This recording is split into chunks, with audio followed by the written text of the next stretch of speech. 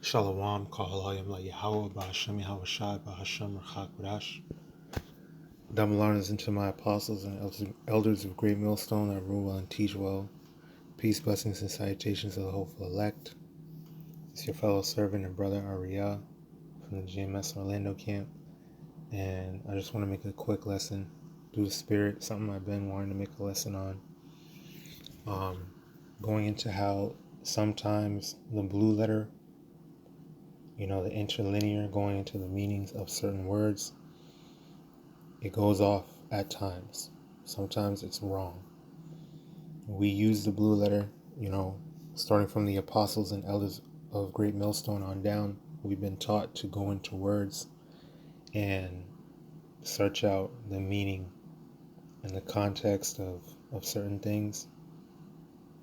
Pretty much everything really. And we use the interlinear. When you go into the blue letter, you hit interlinear. It'll give you, the translation and the Hebrew and the Strong's Concordance, right? So we use that to get an understanding of everything, through the Spirit. But sometimes it's wrong, okay? And I have two examples, but there's more, right? But I have just two quick examples, Lord's will, that will show you what I'm talking about. So starting here in Deuteronomy chapter 23, we'll start at verse 1, because the context is going to show you why this particular translation, this particular Strong's Concordance entry and whatnot is incorrect. All right, because ultimately, we know Esau is the one that put these things out there. Esau went into the text, he went into the records, he went to the ancient manuscripts, he went and translated and transliterated and did all this stuff that's why we have the modern Hebrew, that square script with the vowel points that he added. Okay, ancient Hebrew don't have no vowel points. Okay, because it just doesn't follow the same rules as modern languages. So that's why we say there's no E, there's no V, there's no J. These letters are not in the ancient Hebrew. When you're reading ancient Hebrew, there's going to be sounds that may sound like that, but the actual letter, you can't transliterate it like that, like how Esau does it. But anyway, because especially dealing with the names of YAHAWAH, YAHAWASHI, they want to say it's Yehovah. There's no V. There's no ancient Hebrew letter with a V sound. And then, Jehovah, there's no ancient Hebrew letter with a J sound. It's impossible for his name to be Jehovah or for the son's name to be Jesus. It doesn't make any sense. There's no way to translate that back and forth. Okay, when you're dealing with a name has meaning. Names aren't just sounds. If you're going to translate somebody's name, for example, right, you have the Greek word Sophia. If you're going to translate the name Sophia from Greek to English, you would say wisdom, right? Because Sophia means wisdom in Greek. If you're calling a woman named Sophia, who was born in Greece, she speaks Greek, all that, and she comes to America where we all speak English, and you need to call this woman, you're going to call her Sophia. Are you going to say wisdom, come here, wisdom, how you doing? No, you're going to say Sophia. You're going to call her by her name. Likewise, when you have the name YAHAWAH, that's the original, that's the ancient, that's the only name. Okay, I don't want to really use the same example, but I'll put it like this. YAHAWAH, in English, to translate that name, you have to break down what it means. Just like Sophia, it means wisdom in English. Yahawah means he exists, or he is, or he to be, right? He just is. But do we say he exists every time we refer to the Most High? Yeah, I worship he exists. No, you call him by his name. I worship Yahawah. Yahawah is the Most High God. There is no, well, we transliterated it to English. So in English it would be Jehovah. No, it's not. Because that takes away the power, takes away the meaning. It takes away all the defining characteristics associated with the identity. You see what I'm saying? So what is Michael Jordan's name in China? It's Michael Jordan. Now, they may pronounce it differently. Like if you have somebody with an Asian accent, a Japanese accent, they talk with extra syllables and shit like that. So they might they might pronounce it weird. Like Maikaru Jordan or some shit like that. Maikaru instead of Michael. But they're still saying Michael. They're just pronouncing it however they would pronounce, English, like how they say. But it's the same name. You see what I'm saying? So Yahawah is Yahawah. YAHAWASHI is YAHAWASHI. Okay? And to prove to you that they don't really give a shit about transliterating it or translating it properly, you'd be better off calling Jesus Joshua. You'd be better off saying Joshua instead of Jesus, because Jesus is completely, that is Latin, I believe, and it translates to earth pig. Okay,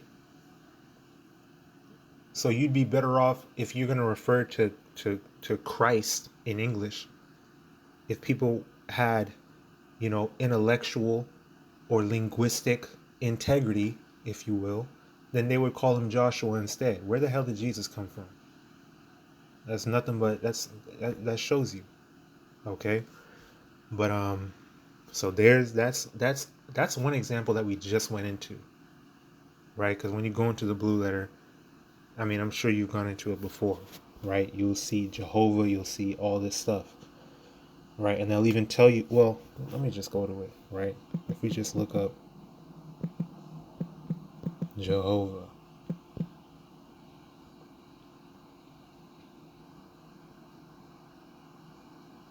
y'all respect Michael Jackson, you respect goddamn Kanye West and Kendrick Lamar. They're not known by any other names around the world. They know them by their name. But it's too hard to say Yahawah. It's a simple 3-syllable name. Okay? Yahawah.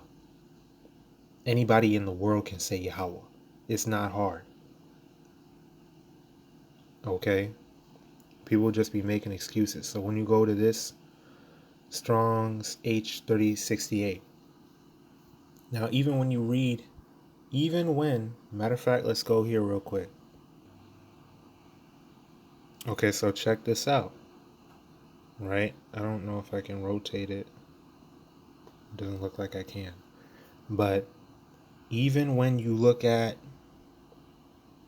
the modern Hebrew letters in comparison to the ancient Hebrew letters, right? You have this letter, Yah, right? In the modern Hebrew, it's that little letter, like it looks like an apostrophe, right? Yah, Yah. Then where's Ha? Ha, go down, Ha, right? Remember that, what that looks like. Then you have this Wa, right? Looks like an upside down L. Wa, Wa, and then Ha again. That's how you spell the Lord's name. Yahawah, right?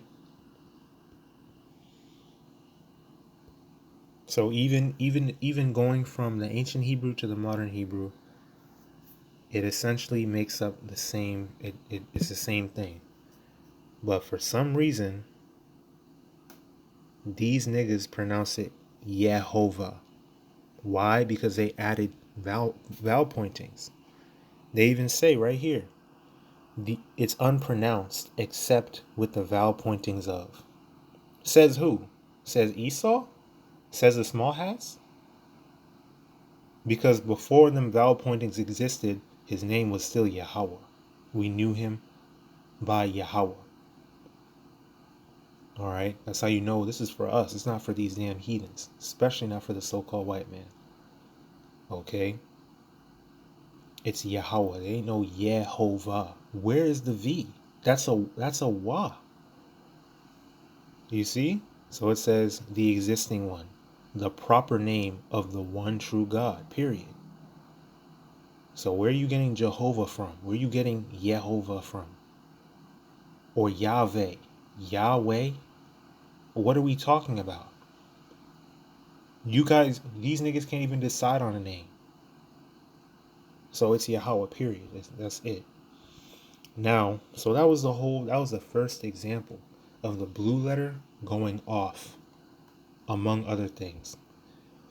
Or among other, aspects of how the name of Yahweh is Yahweh, and the name of YAHAWASHI is YAHAWASHI. Now, a second example of the blue letter going off, right? Deuteronomy 23, and we'll start at verse 1. Deuteronomy, or HALALYAM in the Hebrew. Verse 1, he that is wounded in the stones, right, referring to a man's testicles, or hath his privy member, his penis, cut off, these transformers out here, shall not enter into the congregation of the Lord Yahawah. See that?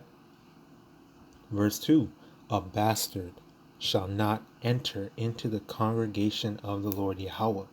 Even to his 10th generation shall he not enter into the congregation of the Lord Yahawah.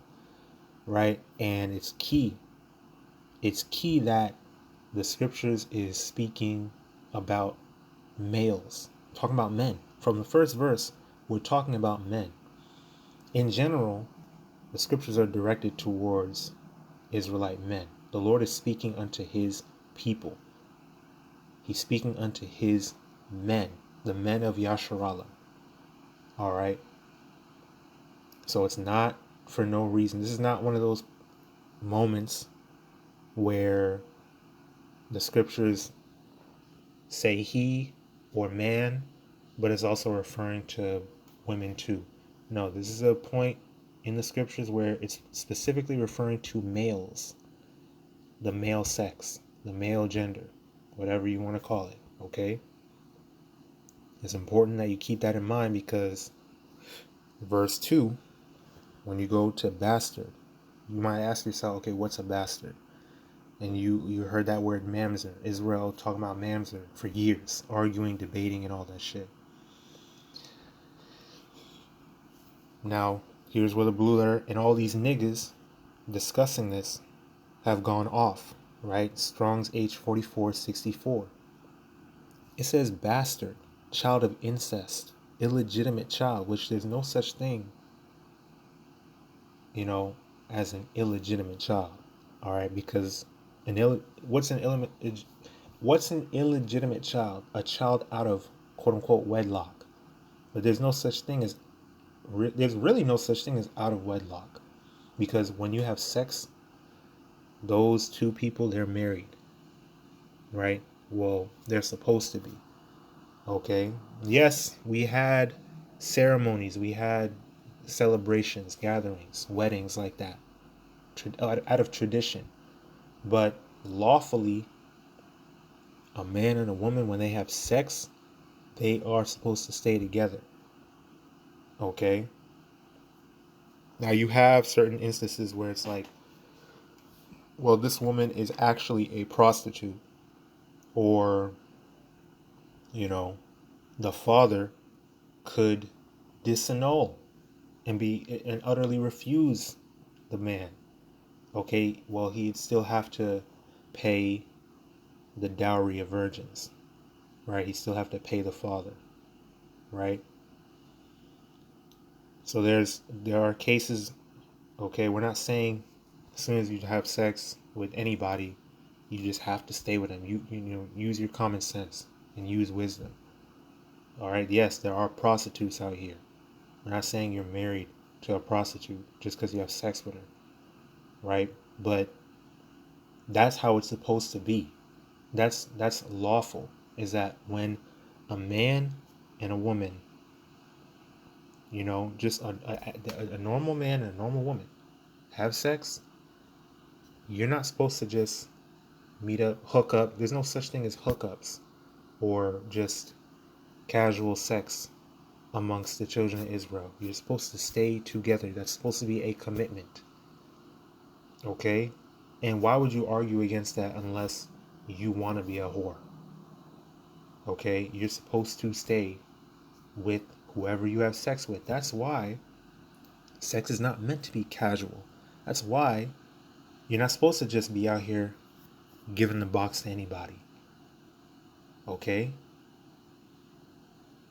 The only reason you would argue against that is if you're a whore, literally. There's no other reason.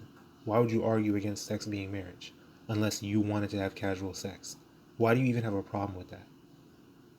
Now, we're not saying go back to the first man you ever had sex with. It's not realistic. And, you know, again, just use common sense. But understand that sex is marriage. If you're going to have sex with somebody, make it someone that you are going to commit to. Okay? And really, the father is supposed to arrange the marriage. The fathers come together. They are like, here's my son or here's my daughter. Boom. And that's how you do it. And there would be a dowry, a payment unto the father of the daughter. Okay? Now, so there's no such thing as no illegitimate children, okay? You have a father, you have a mother. Now, it says mixed population, I guess figuratively, born of a Jewish father and a heathen mother, or vice versa. Now, basically, a mamzer is a child of incest, or a basically a heathen, right? Now it says this the blue letter is going off where it says born of a Jewish father and a heathen mother, or vice versa. It's only vice versa, right? On top of it saying Jewish, but we already know that. Israelite father makes Israelite children no matter who they lay down with, period. Numbers 1 and 18. You go to Ezra, you go to Matthew 1, it goes into the whole genealogy of YAHAWASHI. And it's all from men. It's all patrilineal. Okay? I mean, look at the 12 tribes. Look at the 12 sons. Okay? A number of them were born from heathen mothers. And yet they still went on to be of the 12 patriarchs of the children of Israel. And that's the thing, is that our men, Israelite men, have always spread their seed. They've always been very multiplicative. They've always dealt with all kinds of women. That's how the Lord made the Israelite man. You can get mad at it if you want to. An Israelite man holds the seed. Men in general hold seed. Okay? Whatever your father is, that's what you are. We say it all the time. The scriptures say it. Okay? So, born of a Israelite father and a heathen mother, that's an Israelite. Now, the vice versa, a heathen father and an Israelite mother, now that's a bastard. Now that's a heathen. That's why I say, because heathens belong in the outer courts anyway. They're not allowed into the the inner courts of the temple, right? The heathen are not considered saints. The heathen are not a part of the congregation of YAHAWAH, BAHASHAM, YAHAWASHI. They could never be welcomed into this. Okay? Precept upon precept, going into the context of the scriptures, it makes sense, because you had men that were born of heathen mothers but Israelite fathers, and they were just Israelite men, right? They declared their pedigrees by the house of their fathers. They're Israelites. So that's another example of where the blue letter goes off. And you could look at the next, that's why we read verse 1. Okay? And then when you look at verse 3, it says an Ammonite, or right after it said that, right? A bastard shall not enter into the congregation of the Lord, even to his 10th generation.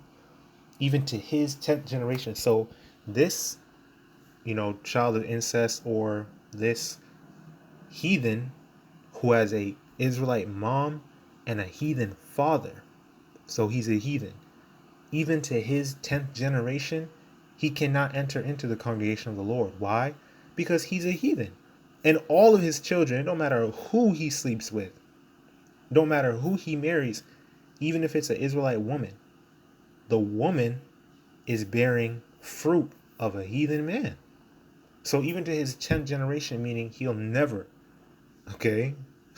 be able to enter into the congregation of the Lord, because he's a heathen.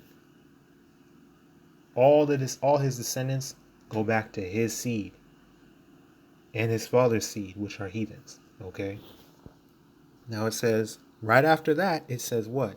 An Ammonite or Moabite shall not enter into the congregation of the Lord. Even to their 10th generation shall they not enter into the congregation of the Lord forever. Right? And it makes sense. Child of incest, because Ammon and Moab, how did they spring up into the earth? Lot's 2 daughters basically date raped him and got pregnant by their own father. Then they had children of incest, Ammon and Moab, who we know as the so-called Japanese and Chinese. Right? So the scriptures, if you just read it, it'll show you exactly what it's talking about.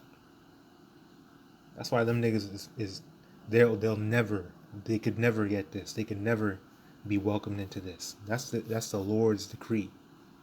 Now you see what it's talking about. Okay?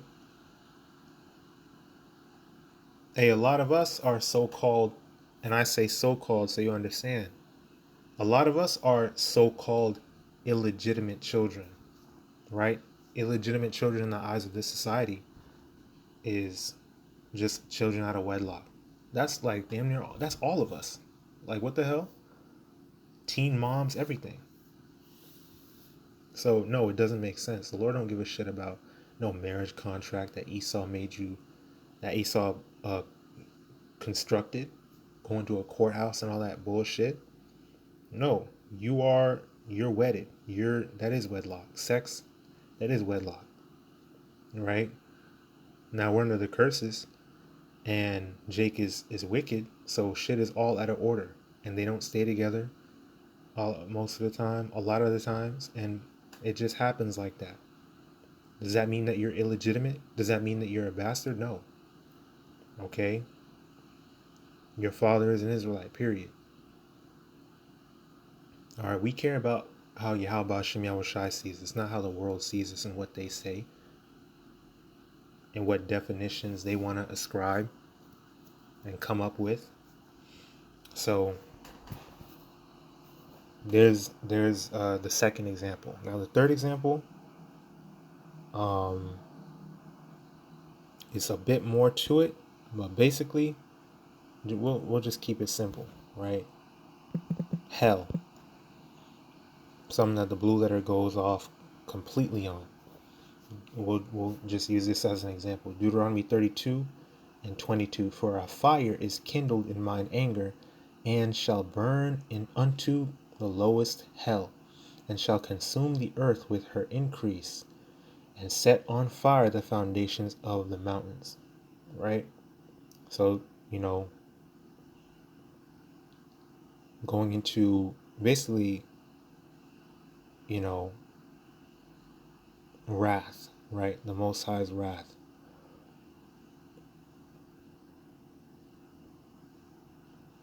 It says, they have moved me to jealousy with that which is not power. They have provoked me to anger with their vanities, and I will move them to jealousy with those which are not a people. I'll provoke them to anger with a foolish nation.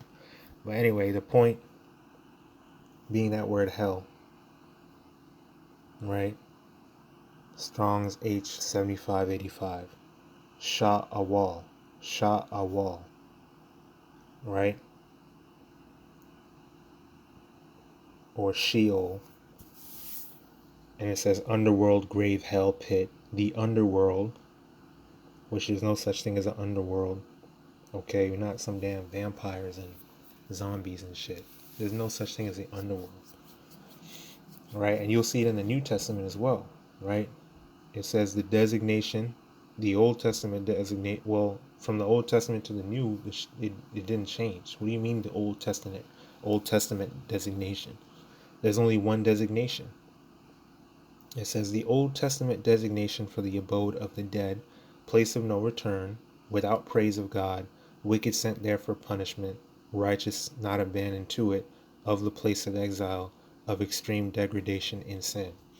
Now, some of these you could say is correct, because one thing about us you have to understand is that Israel has always been very metaphorical, allegorical, very poetic in their language. Sometimes can exaggerate.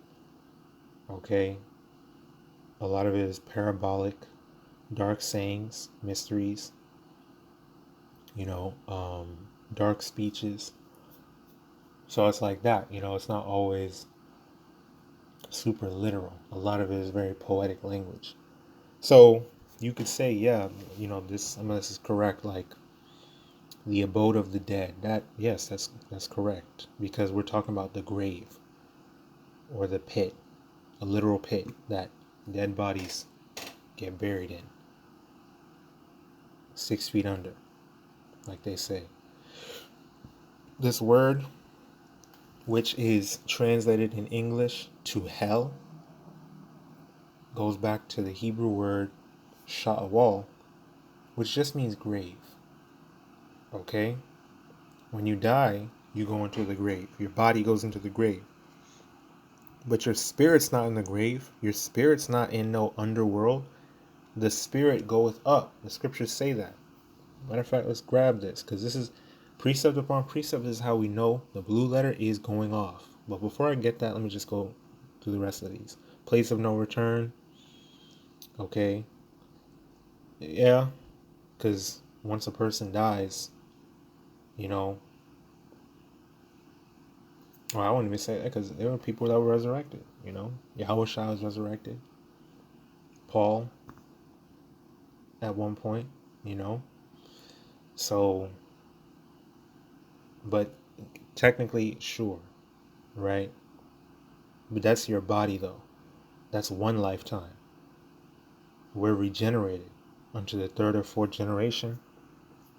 Okay, we come back. We've lived multiple lifetimes. Spirits are ancient. The body is, this flesh is temporal. These are vehicles for our spirits, but we've been here countless lifetimes, countless bodies. So your body may not return. Dust returns to the dust as it was, ashes to ashes, but you come back in a new body through the womb of your mother. Without praise of God. Okay, I don't really know what it means by that, but I wouldn't say that, because all things, because again, we are spirits. We go back into the Father, then because we're back in our right minds. All right, when when this flesh perishes and your spirit leaves this body, and it goes unto the heavens, to the Father, to be, to be judged for our actions. Okay, we're in our right minds. We understand. Yeah, this is the truth. We're no longer in the flesh. So I wouldn't say without praise of God. And it says, wicked sent there for punishment. Well, not just the wicked, but the righteous as well. We all die. Death is a punishment in itself. All right, so that's not even necessarily correct. Righteous, not abandoned to it. I guess we're not, the Lord's not going to leave us. Well, that was prophecy, really, for YAHAWASHI. Will not leave my soul in hell, will not leave me in hell, or something like that, roughly paraphrasing. Basically, how YAHAWASHI, he died, but he was risen on the third day. His body didn't decompose or anything, right? And he was raised up, and then he was translated. He was caught up in the clouds and the chariots unto the heavens. Okay, of the place of exile, figurative, of extreme degradation in sin. Again, death is a punishment for sin in itself. So you could, I guess, say that. We're in a very degraded state right now. And then down here in the Strong's definitions, it says Hades, or the world of the dead, as if a subterranean retreat, including its accessories and inmates, grave, hell, pit. And that's completely off. Right? That's the word I was looking for. That Hades shit. All that Greek mythology. A subterranean retreat. So niggas in the underworld, niggas is underground, going crazy, in hellfire. That's nothing but Greek. If you wanna see that shit, go play God of War. Okay? The scriptures is not Greek mythology. Okay? So these niggas is off. Now what I wanted to grab, Ecclesiastes, we could go to Ecclesiastes 3. Verse 16, right? And moreover, I saw under the sun, meaning on the earth, the place of judgment, that wickedness was there, right? So the earth is the place of judgment. It includes wickedness. And the place of righteousness, that iniquity was there. So righteousness also occurs here. So wickedness and righteousness are here. Judgment and iniquity is here. Everything's going on the planet Earth, where mankind dwells. All right, this is under the sun. I said in mine heart, the Most High shall judge the righteous and the wicked. See, earth is the place of judgment. You are appointed, your lot. You're given your lot by YAHAWAH, YAHAWASHI. And your spirit then inhabits a body on the earth. And you live out your judgment, your lot, in your lifetimes on earth. It never said anything about a hell where you go and burn forever if you're wicked, or a heaven where once you die, you dwell in heaven if you are righteous and you're good forever. No, all right, you lived countless lifetimes. You're living here on the planet Earth, and judgment is happening here. And the ultimate judgment is yet to come soon, right? But it's yet to come, where wickedness will be completely, put out, and righteousness is going to flourish on the planet Earth. The Earth is not going to pass away. The Earth is not going to be destroyed or supernova or anything like that. It's all according to prophecy, that the Lord's timeline that He has written. You see?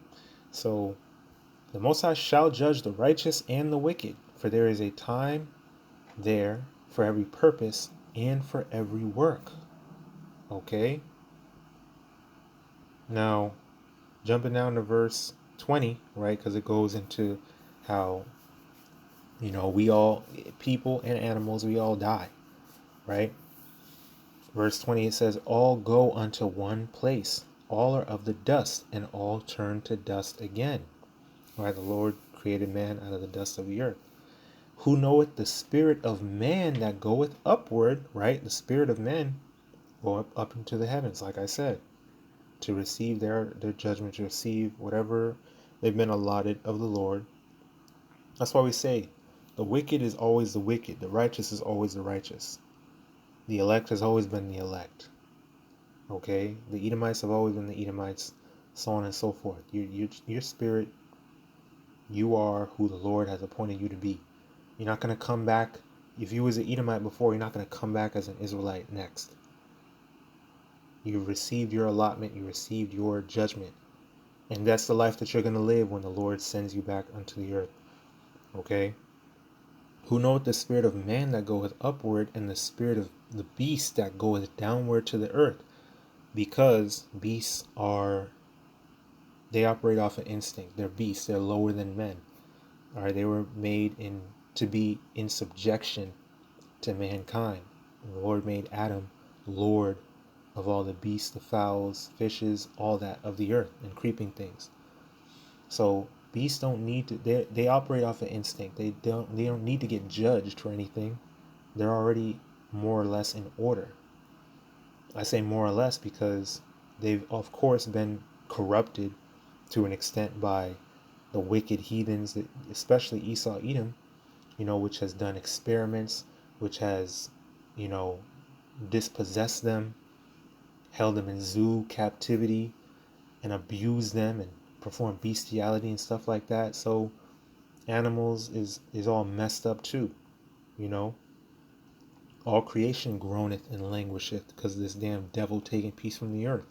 But more or less, animals are already in order. They operate off of instinct. Okay? So they don't need to get judged for anything. They go straight back into a new body. All right, they come right back. So that's why it says the beasts go downward, the spirit of man goeth upward. Then they come back every third or fourth generation, right? And then Ecclesiastes chapter 12, right? In verse 7, then shall the dust return to the earth as it was, and the spirit shall return unto the Most High who gave it. All souls are mine, right? Thus saith the Lord YAHAWAH, BAHASHAM, YAHAWASHI, right? So there you go, another example of the blue letter going off. There ain't no Hades, there ain't no underworld. It's talking about the grave. All right, and then you also have the fact that it's talking about the Hinnom Valley. In the New Testament, it'll go off in the same way and say that it's talking about Hades, the lowest hell being Tartarus, and Orcus, a demon god or whatever. All bullshit.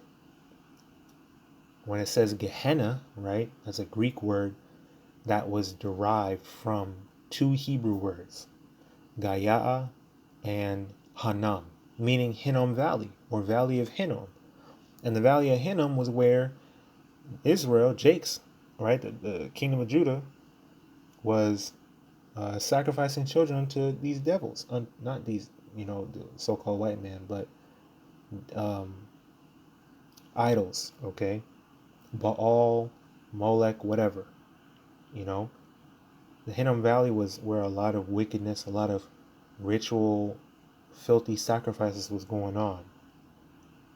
Bloodletting, very gruesome shit. I'm telling you, very wicked, man, a lot of wickedness. That's why the Lord was so hot against Yasharallah, man. When you actually study our history and what we was doing, it was very, very gruesome, very wicked. That was what was going on in the Hinnom Valley. Then the Hinnom Valley, it was I believe the king, his name escapes me, but it was one of the kings of Judah that put a stop to all that through the Spirit of the Lord. And Basically, the valley was converted to a landfill where all the trash, the wicked people that weren't even worthy of a proper burial, right? They didn't get to go and sleep with the fathers, like the scriptures say. Criminals or whatever, they were thrown in the valley where all the trash and bullshit was burned, right? And it was pretty much on fire 24/7. So that's like, how they say hellfire, which is why the scriptures, when Yahawashi says, the judgment of hellfire, or,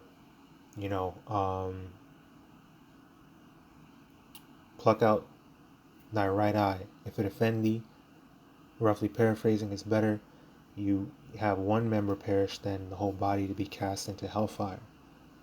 Basically speaking, poetically, parabolically, allegorically, like, not that you're literally going to go burn in hell. He's saying, hey, get yourself in check, examine yourself, and hey, a little leaven leaveneth the whole lump. Get rid of the one bad thing, nip it in the bud. Otherwise, you gonna end up one of these unworthy, nameless, legacyless, the filth that just gets cast in the damn Hinnom Valley, Gayahanam, or Gehenna in the Greek. All right, where you're not even worthy of a proper burial. You're just cast into the hellfire, into the Hinnom Valley, like the trash, with the rest of the trash. So that's what that is, man.